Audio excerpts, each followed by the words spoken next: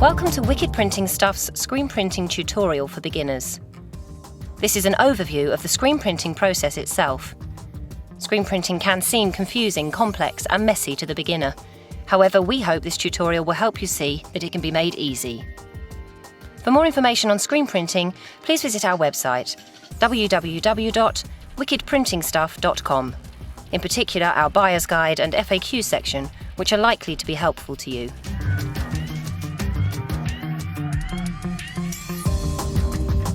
Firstly, you will need to decide how you are going to produce your artwork. If you are creating your own, you can use an artwork package such as Illustrator, Photoshop, CorelDRAW, or you can hand draw your artwork. There are important factors to consider when designing artwork for a screen printing purpose. How many colours do you intend to print? How many colours does your press allow you to print? The Wicked Printing Stuff presses are available in 1, 2, 4 and 6 colours, including our upgradable, allowing you to print up to the maximum number of colours of your chosen press, i.e. a 6-colour press allows for a 1, 2, 3, 4, 5 or 6 colour design. If you have a multicoloured image, you will need to separate your image into layers on your artwork package, so it can transpose to different colours on your printing press. Each layer must be created separately when you have completed your artwork in order for you to expose each separate colour onto different screens. Don't forget to add registration marks when creating your layers. This will enable you to line up your colours on your platen. A basic cross and circle will work in each corner of your image. Today we will be printing a 1-colour design. However, if you were to change this design to a 2-colour, for example, with Wicked Printing Stuff being 1 colour and our website another colour, you need to create 2 layers for each colour and add your registration marks to show on each layer. Once you have created your artwork, it's now time to print them onto film positives. You can choose either ghosted vellum or clear transparencies. Intricate designs such as 4-colour process and large A3 size jobs with tight alignment will need a clear transparency film positive. Wicked Printing Stuff supply transparency film specifically for inkjet or laser printers, both A4 and A3. For most screen printing jobs, vellum paper when used correctly is good and more economical for the starter printer. If choosing vellum for 1-colour prints, a laser or inkjet printer are both suitable. However, when producing a 2 or more coloured print, we recommend an inkjet printer. Most inkjet printers can print a vellum image dark enough to burn a screen. You just need to make sure you adjust the printer setup dialog to attain an adequate amount of ink laydown. Set the paper type to very absorbent, such as plain paper. We suggest you do not choose a vellum or transparency setting. If your printer has a black only setting, select this option.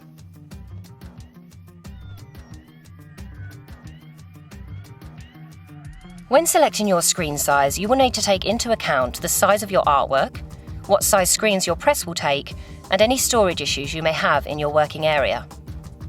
Once you have selected your screen, you will need to select a mesh count.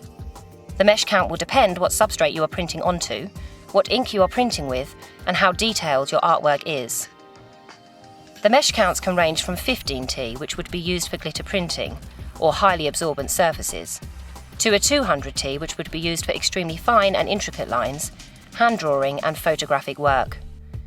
The most popular textile mesh count for garment printing with either water-based or plastisol ink are between 32T and 65T mesh, and a mesh 77T and upwards would be advised for paper and card printing with a water-based ink.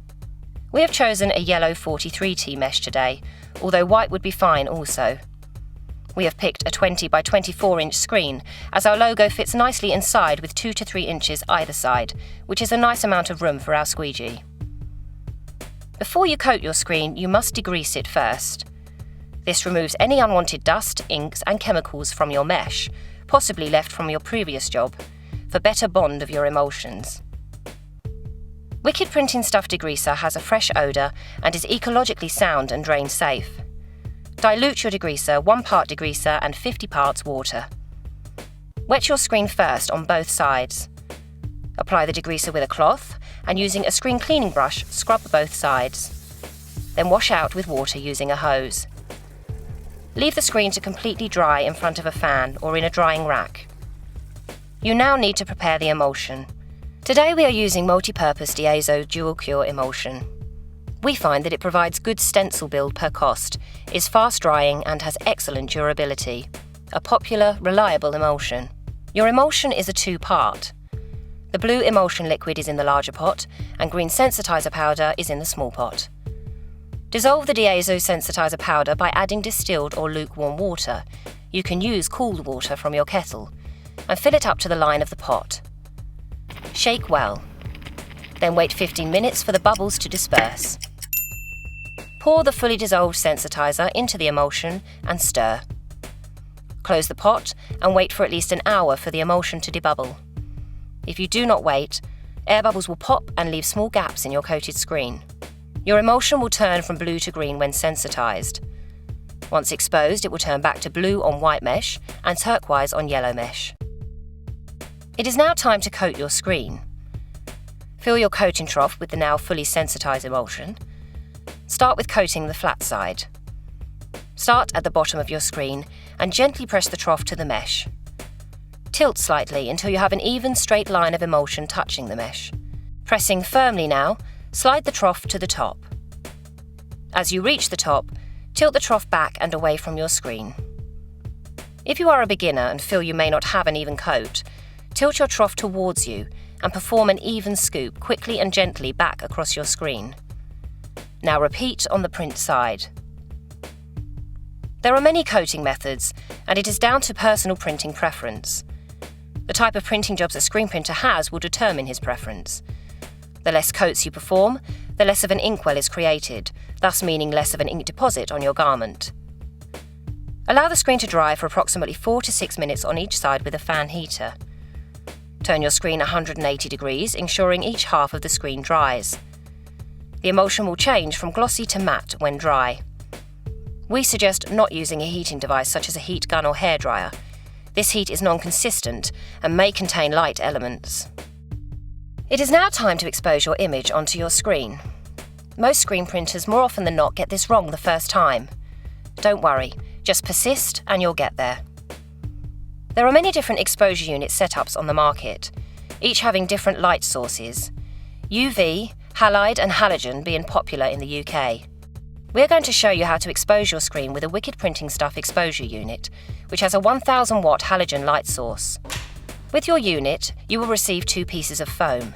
You need to place your small foam on the floor between your star base. As our screen is 20 by 24 inches, a large-sized foam sits on top. Make sure the mesh and foam are sitting flush with one another. Place your screen print side down over the foam with the protruding edge facing down. Next, you will need to position your artwork on your screen. Flip your film over and place on your coated screen. You will need a piece of glass to sit on top of your unit. This will create the secure contact with the foam to create a sharp, consistent exposure. We recommend a sheet of glass between 5mm, which should be double glazed, or up to 10mm single glazed. Please note that the glass needs to be larger than your screen. Measure a distance of 20 inches between the glass and the lamp. The height of the unit can be adjusted, so if you are exposing different size screens, you can decrease or increase the distance between the light and the glass. Expose for 15 minutes. We now need to immediately wash out our screen. Wet the screen on both sides. Apply medium pressure to your hose and spray the flat side of the screen. Your image will have burned into the emulsion, and you will start to see the image as the emulsion breaks down. Now wash the other side down.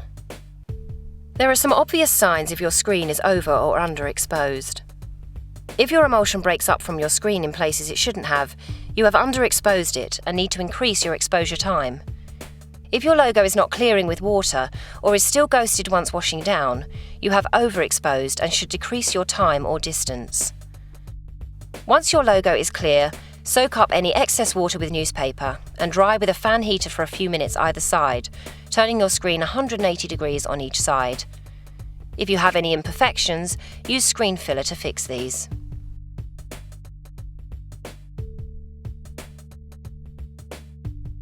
Tape around the edge of your screen. You are now ready to begin printing. Firstly, you need to set your screen up on your press. You must adjust your screen before fully tightening it into place. You need to ensure your logo is in the right place for your garment. We want our design in the centre of the t-shirt, so we place and tape our artwork onto our platen where we wish the logo to fall. Then line your logo on the screen up with the logo on your artwork. This is fairly straightforward as we are only printing one colour and do not need to be precise. However, when you are lining up a 2 or more colour image, you would use the registration marks explained earlier in the video to help you achieve exact registration. Tape all your layers together, matching up the registration marks, and tape it as a whole to your platen. You can then adjust your screens to line up with your reg marks. This will ensure that all colours of your logo register down in the correct place, print after print. If you're printing with a Wicked Printing Stuff press, in order to achieve micro-registration, enabling each colour of your design to line up exactly with the next, adjust the second set of hand wheels to move the entire clamp head to any angle and position you desire. That leads us back onto today's print. We now need to ensure that your screen is level and at the right height. As we are printing with a dark ink, the screen should sit about 1/8 of an inch above your shirt. Adjust the orange lever to achieve this. If you are printing with white ink onto a dark garment such as black, it may benefit to decrease the off contact and apply less pressure to the squeegee. Apply textile spray or roll onto your platen before you place your shirt. It will be impossible to produce a clean, precise print without holding your garment in place. The Wicked Printing Stuff roll-on platen adhesive can be applied onto the platen using either a brush, paint roller, or via a spray system. The most economical way to use a platen adhesive is to apply a thin layer using a paint roller. Allow the adhesive to dry for 5 to 10 minutes by air or a few seconds under the flash dryer. You will be able to print over 200 garments before the glue loses its adhesion. It is possible to reactivate the adhesive during your print run by spraying or wiping the platen with water and drying as before. You are now ready to print. Which ink have you chosen? Plastisol or water-based? Plastisol inks are most commonly used as they are extremely opaque and dense, and once printed leave a rather 3D rubbery feel to the print. They sit on top of the fibres in your garment. They will also need to be heat cured using a flash dryer or tunnel dryer, and will require cleaning solvents such as screen wash to remove the ink from the screen. Water-based inks dye the fibres of the fabric and are great for dark onto light printing, as the opacity of the ink will not be affected as much by the bleed of the garment.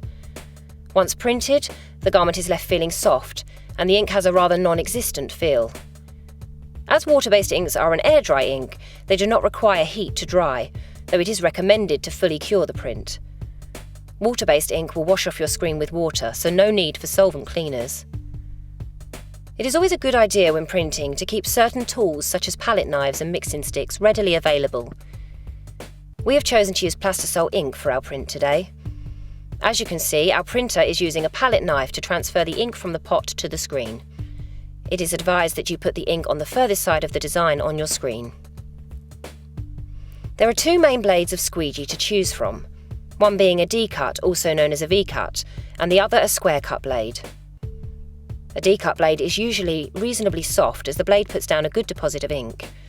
A lot of printers use the D-cut blade, ideal for printing light onto dark, block or bold printing. The square cut blade is often used for achieving good definition and sharp lines. We can supply various different square cut blades, which range from soft, medium, hard, and extra hard. Today our printer will be using a D-cut squeegee, as our design does not have any intricate detail and we want to put a nice deposit of ink. Lift your screen roughly an inch above your platen and flood your image. Lower your screen. It is advised to hold your squeegee with both hands with a medium to hard grip. Tilt your squeegee at 15 degrees away from you and draw the squeegee firmly across the screen. If preferred, you can also draw the squeegee towards you. Our printer prefers to draw the squeegee away from him as he feels it is more controlled and allows more pressure. Apply 1 or 2 coats of ink if required. Place your squeegee at the far end of your screen, resting against the head, and lift your screen to reveal your finished printed design.